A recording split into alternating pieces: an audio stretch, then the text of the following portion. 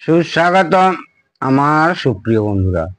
আশা করি আপনারা প্রত্যেকে খুব খুব ভালো আছেন। আমি জানি আপনারা ভালো থাকবেনই। আচ্ছা, 14ই সেপ্টেম্বর 2025, অর্থাৎ এই মাসেরই 14ই সেপ্টেম্বর এর পার্ট 1 দেওয়া হয়েছিল। যারা সত্যিকারে শিখতে চান তারা পার্টলি পার্টলি পুরো কন্টিনিউ আমার ভিডিও ফলো করুন। আমি আশা করছি আপনারা নিশ্চয়ই কিছু শিখতে পারবেন। আসছি এবার মূল কথায়। সেই ডেনন, যার কিনা এই ডেনন, ইয়ামা, নাকামিচি, পায়োনিয়ার সমস্ত কোম্পানি মারান সমস্ত একই সাধারণত ফল্ট হয়, কিন্তু আপনাদের প্রত্যেকটা ফল্টই যে সেম সমাধান হবে তা নয়। প্রত্যেকটা ফলই আপনাদেরকে স্টাডি করতে হবে, তবে আমার যদি প্রত্যেকটা ভিডিও দেখেন শিওর শট আপনারা পারবেন। এত কষ্ট করে ধৈর্য করে সময় বার করে আপনাদের জন্য ভিডিও করা অত চারটিখানি কথা নয়। তো সেটা সেই ডিকোডার কার্ড খারাপ, তাতে পার্ট 1 বলেছি স্টেপ বাই স্টেপ কি করে যেতে হবে। এবারে আমি কি করলাম, ডিকোডার কার্ড খারাপ হলে কি হবে, স্ট্যান্ড বাই হয়ে যেতে পারে, স্ট্যান্ড বাই আবার হ্যাং হয়ে যেতে পারে, সেটা এখানে ডিসপ্লে হ্যাং হয়ে যেতে পারে। আর কোন কোন চ্যানেলের সাউন্ড পাবেন একদম রাফ সাউন্ড, বা একেবারেই সাউন্ড নো সাউন্ড হয়ে যাবে। এই ধরনের ফল্টগুলো পাবেন আপনারা। এবারে আসছি বন্ধুরা, কি করেছি আমি, কি করলাম, ফুল রেডি চ্যালেঞ্জ জব, এই নিয়ে 30টার বেশি সেম সেট করলাম এবং প্রত্যেকেই খুশি। এত দামি সেট কিনে ফেলে দেবে, সেম টু সেম আপগ্রেডেশন করলে কোনো রকম ভাবলেন যে ডিকোডার কার্ড, এইচডিএমআই কার্ড ফেলে দিয়েছে মানে ও আগের মতো, ওইসব ভুল ধারণা। যাদের ভুল ধারণা তাদের ঠিক ধারণা করতে, যদি করতে চান তাহলে আমার ল্যাবে এসে শুনে যাবেন, বা আপনাদের যদি কোনো সেট থাকে দিয়ে দেখবেন। প্রচন্ড ভার। দেখুন বন্ধুরা কি করেছি, স্টেপ বাই স্টেপ আসছি। এইটা হলো সেই অ্যাম্পলিফায়ার পার্ট, এটা এটা অ্যাম্পলিফায়ার পার্ট। আর অ্যাম্পলিফায়ারের জন্য যে ট্রান্সফর্মার ইউজ হয়েছে শুধু অ্যাম্পলিফায়ার পার্টের জন্য 44-0-44 এবং 22-0-22। এর কারণটাও বলে দিয়েছিলাম, আর একবার বলে দিচ্ছি। 22-0-22 আর 44-0-44 কেন? প্রথম যখন স্টার্ট দেবো, এটা খুব ভালো, মানে সাধারণত আমাদের ইন্ডিয়ান অ্যাম্পলিফায়ারে পাওয়া যায় না। 22-0-22 মানে হচ্ছে আপনার প্রথম স্টার্টিং এ যেই ভলিউম আস্তে আস্তে ইনক্রিজ করবেন, অর্থাৎ এর উপরে লোড পড়বে, তখন কিন্তু অটোমেটিক্যালি রিলে ওকে 44-0-44 দেবে। 44-0-44 দিলে মানে আপনার প্রায় ধরে রাখুন আপনার 60-এর কাছাকাছি বেশি হয়ে যাবে। আর 22-0-22 মানে হাফ। এটা গেল পাওয়ার ট্রান্সফর্মার। আর সেখান থেকে অক্সিলারি পাওয়ার সাপ্লাইটা আমি এইভাবে নিয়েছি। এই দেখুন, এর আগে বারবার বলছি পার্ট 1 ভিডিও দেখুন, তাহলে কিন্তু সম্পূর্ণ বুঝতে পারবেন। এইখানে অক্সিলারি পাওয়ার সাপ্লাই, এই যে এই তারটা, এই যে এই তারটা গেছে, এই তারটা গেছে, দেখুন বন্ধুরা, এই হলো অক্সিলারি পাওয়ার সাপ্লাই। এর ভেতরে হচ্ছে চিপ আছে, এই একটা চিপ আছে আমি নিয়েছি, এগুলো অনেকগুলো ছিল আমার দরকার হয়নি, একটা 7805 নিয়েছি। আর এইখানে হচ্ছে মেন হচ্ছে ডায়োডটা আছে, মেন ডায়োড, এর যে মেন অ্যাম্পলিফায়ারের যে ডায়োড যাবে, ওটা প্রায় 30-35 অ্যাম্পিয়ারের মতো আছে। যা গিয়ে এইবার এইখানে যে 5 ভোল্ট এসএমপিএস ছিল, ওইটাও কিন্তু আমাদের অ্যাকচুয়ালি দরকার নেই। কারণ কি, এই 5 ভোল্টটা নিয়েই কিন্তু আমাদের প্রসেসরকে অন করতো। প্রসেসর অন হয়ে গিয়ে প্রসেসর রিটার্ন এসে এইখানে একটা 5 ভোল্টের রিলে থাকবে, সেই রিলেটাকে অন হলে এই ট্রান্সফর্মার অন হবে। এই অন হওয়ার পরে বাকি সেট সমস্ত কিছু সার্চিং করার পরে দেখলো সেট ঠিক আছে, না হলে প্রোটেক্ট মোডে যাবে, অর্থাৎ কিনা উল্টো পাল্টা ফাংশন দেখাবে। এবার আমি কি করলাম, প্রথমত আপনাদের এই অ্যাম্পলিফায়ার কি করে চেকিং হবে সেটাও দেখিয়েছি। এই অ্যাম্পলিফায়ার কি করে চেকিং হবে সেটা দেখিয়েছি। এইখানে দেখুন জোবেল নেটওয়ার্ক গুলো দেখানো যাচ্ছে কিনা, যাবে না, বাদ দিন। মোট আছে হচ্ছে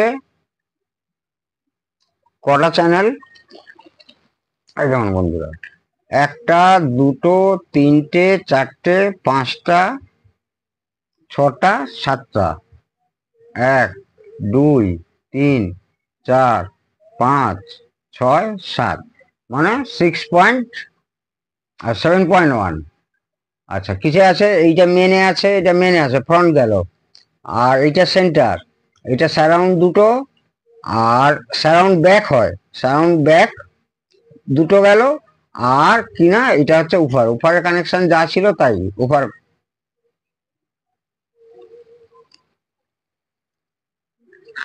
এইবারে বন্ধুরা আসছি, এইখানে দেখুন আমি আমার পছন্দ মতো করে দুর্দান্ত কোয়ালিটির একটা ডিকোডার বোর্ড তৈরি করেছি। এইবারে অ্যাম্পলিফায়ার চালু করার পরে এবং থার্মাল প্রোটেকশন বলুন, স্পিকার প্রোটেকশন, সমস্ত কিন্তুই আপনাকে চালু রাখতে হবে, সেই সার্কিটও আপনাকে বানাতে হবে। করার পরে এইখান থেকে যে কানেকশন গুলো দেখছেন, এই কানেকশন গুলো কিন্তু সব কটার ইনপুট আছে, সব কটার ইনপুট এই 7খানা অ্যাম্পলিফায়ারের ইনপুট। 7খানা অ্যাম্পলিফায়ারের ইনপুট কি হলো, এইবারে 7খানা অ্যাম্পলিফায়ারের ইনপুট এর আউটপুটে ঢুকলো, এই প্রোলজিক বোর্ডের এর আউটপুটে ঢুকলো। আর এইটা হচ্ছে একটা নর্মাল ইনপুট, 2 চ্যানেল ইনপুট ঢুকছে, কিন্তু 7খানা চ্যানেল এখানে এসে ঢুকছে। ঢোকার পরে আর এই জায়গাটা পাওয়ার সাপ্লাই তৈরি করেছি, এই জায়গাটা 15 প্লাস 15 মাইনাস প্লাস গ্রাউন্ড, ঠিক আছে। ও এখানে 20 প্লাস 20 মাইনাস ছিল, সেখান থেকে আমি একটু অল্প রেজিস্ট্যান্স দিয়ে ড্রপ করিয়ে জেনারেটর ব্যবহার করেছি, তাতেই হয়ে গেছে। কোনো ট্রানজিস্টার বা কোনো রেগুলেটেড আইসি ব্যবহার করিনি। কিন্তু এবারে এ তো এমনি আপনার আরসি আউটপুট হচ্ছে, আরে সরি ইনপুট হচ্ছে। সবচেয়ে ভালো হয় টসলিং দিয়ে, আজকালকার TV, LED TV, LCD TV সব টসলিং। এই দেখুন বন্ধুরা, একটা টসলিং কিট ব্যবহার করছি, যাতে কিনা এখনো দেইনি। এইটা হচ্ছে এইখানে একটা 5 ভোল্ট ব্যবহার করেছি, আবার এই 15 ভোল্ট থেকে নিয়ে এখানে একটা 5 ভোল্ট ব্যবহার করেছি। এবার এই 5 ভোল্ট আইসিটা একটু খেয়াল করুন, দেখুন নর্মাল 5 ভোল্টের আইসি মতো না, মানে পেছনটা কিন্তু আপনার কোন রকম ওই হিটসিঙ্ক যে বেরিয়ে থাকে না, দেখাচ্ছি একটু, হ্যাঁ এই টাইপের তো থাকে সাধারণত, আপনারা দেখেছেন এই টাইপের থাকে। এইটা পুরো হচ্ছে বডিটা থাকে, এই অংশটা পুরো বডি থাকে। সেই ক্ষেত্রে এইখানে দেখুন চিপটা খেয়াল করে পুরো আইসোলেটেড করা, পুরো আইসোলেট করা, এই ধরনের চিপ দেখুন পুরো আইসোলেট করা। পেছনটা দেখুন, সামনেটা দেখুন। এবার কেন এই টাইপের রেগুলেটর আইসি ব্যবহার করতে হবে, কারণ কি এর যে গ্রাউন্ড আছে, মানে এইটা মানে তো তখন গ্রাউন্ড পেয়ে গেল। এই অর্ডিনারি আইসি যদি 7805 যেটা এখন দেখালাম, দেখি এই আইসোলেটেড বালা কেন ব্যবহার করতে হবে, আইসোলেটেড বালা এই জন্যই ব্যবহার করতে হবে যে এর গ্রাউন্ড, এই যে অ্যাম্পলিফায়ারের গ্রাউন্ড যেখান থেকে সেখান থেকে নিলে কিন্তু হবে না, ও হামিং আওয়াজ চলে আসবে। এবং একটা অ্যাম্পলিফায়ারের যখন আপনারা তৈরি করবেন, সে নতুন তৈরি করুন বা আপনারা হয়তো রিপেয়ার করছেন, সেটার ক্ষেত্রে বারবার কিন্তু আপনাদেরকে খেয়াল রাখতে হবে যে গ্রাউন্ড পয়েন্ট, এই গ্রাউন্ডটা কিন্তু একটা বিশাল ভাইটাল। ওই এইখান থেকে এর তো গ্রাউন্ড, এইখানে যখন এই ধরুন 42 যেটা আউটপুট হচ্ছে, তার তো 0টা মানে গ্রাউন্ড, সেই গ্রাউন্ডটা তো আমি এই বডির সঙ্গে গ্রাউন্ড করে দিতে পারি। জীবনে করবেন না, সঙ্গে সঙ্গে হামিং চলে আসবে। বাজারে অনেক কি টেলা আমি দেখেছি এরকম করে, এবং তাদের হামিং জীবনেও বলছে স্যার একটা অ্যাম্পলিফায়ার বানিয়েছি, আমি মানে রিডিউস করতে পারছি না।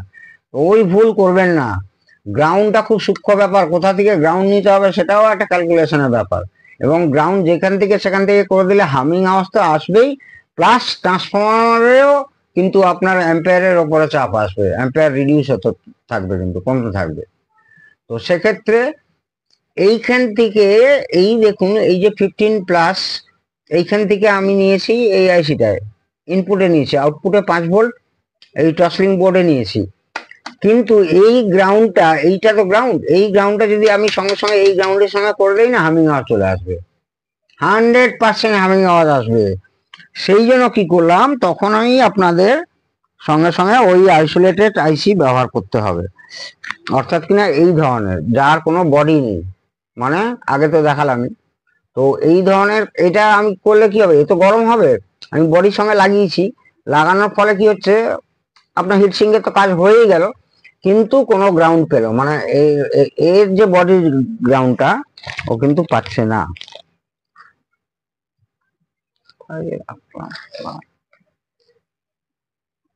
এই যে এই ধরনের আইসি যদি ব্যবহার করি তাহলে তো এইটা বডি হচ্ছে, এইটা বডি হলে এখানে বডি বডি করলাম, ধরুন এখানে বডি করলাম, এখানে করলাম, তাহলে বডি হয়ে যাবে, মানে গ্রাউন্ড হয়ে গেল। ওই গ্রাউন্ড করলেই কিন্তু সারা আপনি ভাববেন আমি তো 5 ভোল্ট নেওয়ার জন্য গ্রাউন্ড করতে হবে, এবং ইনপুটে যা দিয়েছি আউটপুট থেকে 5 ভোল্ট পাচ্ছি। আমার তো এখানে কোনো হামিং খুঁজে একদম রাতের পর রাত কেটে যাবে, হামিংকে শর্ট আউট করতে পারবেন না। আমি যেভাবে বলছি সেভাবেই করুন।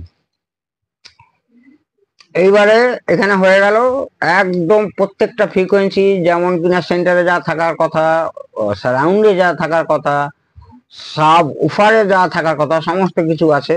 এবং এর অ্যাক্টিভ সাবউফার ব্যবহার হবে বলে আমি খালি এখান থেকে এটা সাবউফার ইন এখান থেকে বার করে দিয়েছি। এবারে ওর কি হবে, সাবউফার আউট থেকে এখানে আসবে অ্যাক্টিভ সাবউফার থেকে। 4টে পোর্ট করে দিয়েছি, মানে অর্থাৎ 4টে বা 2টো স্টিরিও সাবউফার আরামসে চালাতে পারবে। ভদ্রলোকের কাছে আছেও মানে 2টো সাবউফার যেটা কিনা স্টিরিও। এটা গেল। একটা বেস টেবিল করা দরকার, আমি করেই রাখি, পেছনে করি, কিন্তু ওটা দরকারই হয় না। আমি রিমোটে যেভাবে প্রোগ্রাম করি ও বেস টেবিল যা থাকে, যা ফ্রিকোয়েন্সি থাকে, ও যদি আপনারা বলেন তাহলে একদিন অসিলোস্কোপ দিয়ে মেপে দেখিয়ে দেবো যে টেবিল বা মিড লো ফ্রিকোয়েন্সি কি হারে কাট করছে আর কিভাবে কাজ করছে। আর এসএমপিএসটা বাদ দিলাম কেন, এসএমপিএসটা এখানে থাক, কারণ কি এখানে অনেকগুলো কয়েল ফিল্টারিং এর জন্য আছে, ফিউজ প্রোটেকশন আছে ইনপুটের, সেই জন্য এসএমপিএসটাকে আমি রেখেই, মানে এসএমপিএসটা পুরোটা নেই, আইসি বাইসি কিছু নেই, কিন্তু এই পার্টটা ইউজ হয়েছে এসএমপিএস এর এই পার্টটা। এটা ভালো সেফটির জন্য, সেটটার জন্য। আর সাধারণত এই সেটগুলো তো অন অফ কোনো সুইচই থাকে না, পাওয়ার অন অফ সুইচ, শুধু স্ট্যান্ড বাই সুইচ থাকে। ঠিক আছে, সব মানে স্টার্ট করবে আর সফট অন হবে, তাতে কিন্তু পুরো সাপ্লাই যায় না। এই ট্রান্সফর্মার চালু মানে এই এসএমপিএসটা চালু থাকে, এই ট্রান্সফর্মারটা কিন্তু বন্ধ হয়ে যায় রিলের দ্বারা। কিন্তু এইখানে সাধারণত আপনারা এসি থেকে অর্থাৎ আউটলেট থেকে বন্ধ করলেই আমার মনে হয় খুব ভালো, সব সেটই। এবারে আসছি, এটা তো গেলই, এখান থেকে এটা এখানে পাবেন, এটা হচ্ছে এ পাবেন, অপটিক্যাল পাবেন, আর এটা হচ্ছে কোয়াক্স পাবেন। এটা গেল। এইবারে আরেকটা জিনিস দেখাচ্ছি আপনাদেরকে। এই যে অ্যাম্পলিফায়ার, এই অ্যাম্পলিফায়ারের আপনার এই যে পিনগুলো আছে এইখানে দেখুন, আমি এখান থেকে কানেকশনগুলো তুলেছি। এই যে পিনগুলো আছে এইখানে কিন্তু আছে thermal protection, speaker protection, overheat মানে ওই থার্মাল প্রোটেকশন হলো, ওভারলোড প্রোটেকশন। এই প্রোটেকশনগুলো কিন্তু যদি আপনি না ব্যবহার করেন তাহলেও কিন্তু এই অ্যাম্পলিফায়ারটা কোনো দিনও চলবে না। এই অ্যাম্পলিফায়ারটাকে আপনি স্টার্ট, অর্থাৎ এইখানে যে ইনপুট পাবেন এই ইনপুট তো আপনাকে আনতেই হবে আগে, তবে তো আপনি এই স্টেজে আসবেন। ইনপুট তো আনতেই হবে, সেই ইনপুট কিন্তু আপনি পাবেন না। তো সেক্ষেত্রে আপনাকে এই প্রোটেকশন গুলো খুব ভালো করে স্টাডি করে, অর্থাৎ কোথায় কোন প্রোটেকশনে কত কত ভোল্টেজ থাকবে, এনটিসি ব্যবহার করব না রিলে ব্যবহার করব, সেই সিলেকশন গুলো তো করতেই হবে। তারপরে একটা যে কোনো ভালো একটা ডিকোডার ব্যবহার করলেই, এইখানে যে ডিকোডারটা আছে এই সামনে ডিসপ্লে ব্যবহার করলেই হবে। আর এইখানে সাধারণত ইনকোডার থাকে অরিজিনালি, সেখানে আমি খুব ভালো মানের আমাদের এই কোম্পানির ভলিউম কন্ট্রোল লাগিয়েছি, একদম অরিজিনালি ভলিউম কন্ট্রোল লাগিয়েছি। এই যে দেখুন ডিজি সব লেখা আছে, আর এখানেও আছে। তো এইখানে এইটা হচ্ছে মাস্টার ভলিউম হিসেবে ইউজ করেছি, আর এইখানে হচ্ছে ফ্রন্ট ভলিউম, আর বাকিগুলো সব অটোমেটিকই রেখেছি। এবং এতেই রেখে আমি যা দেখেছি মেজারমেন্ট করে আর দরকার হয় না, ফ্রন্ট ভলিউমটাও দরকার হয় না, মাস্টার ভলিউম যথেষ্ট। বাকি রিমোটে তো সব ফাংশন পাচ্ছেই। তো এইভাবে বন্ধুরা আপনারা যদি ধৈর্য ধরে এই সেটগুলোকে রেডি করতে পারেন, বিশেষ করে আমার ভিডিও দেখে, তো সেদিন আমার সার্থকতা। তো 100% এই সেটগুলো এইভাবেই রেডি হয়ে যেতে পারে, পারে না হয়ে যাচ্ছে। কোনটা দেখাচ্ছি বন্ধুরা, কি কি মানে অ্যাডিশন হয়েছে। অ্যাডিশন হয়েছে বলতে এইখানে যেমন হচ্ছে ওর ইউএসবি ছিল, ইউএসবি ভার্সানটাও এখনকার ভার্সান হয়েছে। আর যেখানে ইউএসবি ছিল সেখানেই লাগিয়েছি, আর এইচডিএমআই সেখানেই আছে। আর এইখানে ব্লুটুথ যেটা লাগিয়েছি, আগের ব্লুটুথ তো বাদ দিন, কাজই করতো না, এবং 3 পয়েন্ট সামথিং ভার্সানে ছিল। এটা 5-এর উপরের ভার্সান, 5ই ধরে রাখলাম, 5 ভার্সান লাগানো আছে। আর এটা যেমন মেন ভলিউম আছে, মেন একদম মাস্টার ভলিউম আছেই, যেমন আপনাদেরকে দেখাচ্ছি, যেমন মাস্টার ভলিউম আছে। আবার যেমন কমাচ্ছি বাড়াচ্ছি সবই ঠিক আছে। তো সেক্ষেত্রে একদম আপগ্রেড, নো লস সাউন্ড। আমি আরো জোর গলায় বলতে পারি, আগে যা ছিল আর এখন যা পাবে, প্রথমত খারাপ হওয়ার সম্ভাবনা খুব কম, দ্বিতীয়ত সাউন্ড কোয়ালিটি অত্যন্ত ভালো, আগের থেকে ভালো আমি বলছি। এবং এটা আমার কথা না, যাদের যাদের করে দিয়েছি প্রত্যেকে বলছে, বলে আগের থেকে ভালো সাউন্ড পাচ্ছি আমরা, আগের থেকে ভালো সেপারেশন পাচ্ছি, আগের থেকে ভালো ডিকোড এনকোড দুটোই ভালো পাচ্ছি। কালকেই আবার একটা সিম সেট ঢুকবে, এখনো আমার কাছে 5-7টা সেট লাইন দিয়ে পড়ে আছে।